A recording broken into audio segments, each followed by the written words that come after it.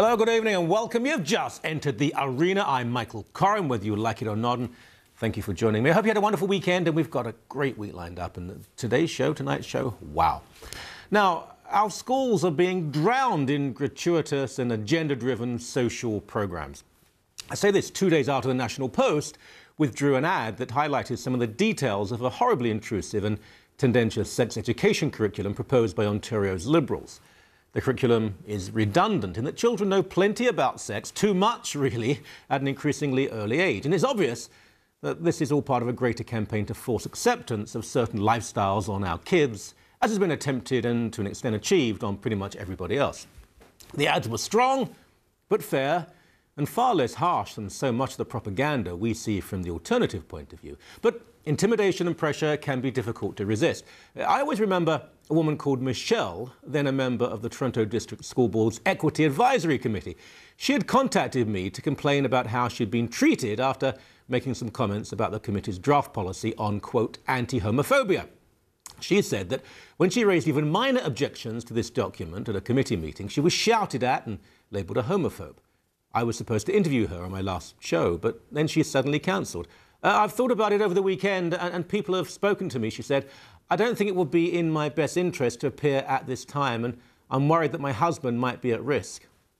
When I contacted the Equity Advisory Committee, we were told, Michelle is only a parent, she doesn't represent anyone, and she is singularly destructive.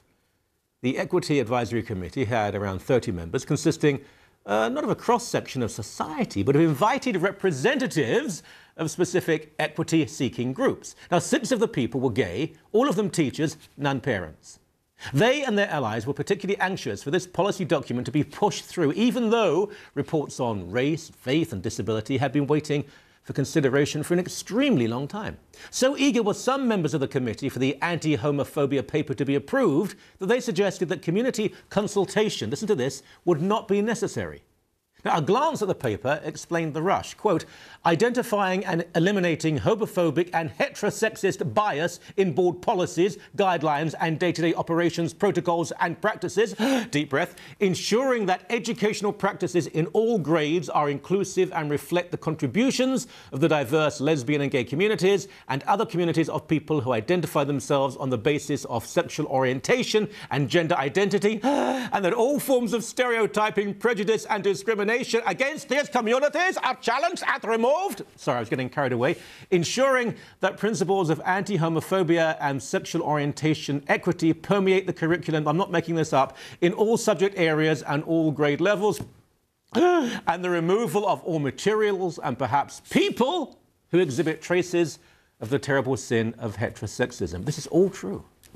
Now, according to critics, the policy would mean that as early as junior kindergarten, all children had to be taught that it was entirely natural for Jimmy or Sally to have 2 mums or 2 dads. And what was so disturbing about this story is that opponents of the policy seemed intimidated and frightened of speaking out. Now, in free and open Canada, that is. The campaign against the Ontario Liberal sex ed nonsense seems to have found itself against similar aggression, and even when it pays for ads outlining its position. You know, there are none so intolerant as those who claim to support tolerance.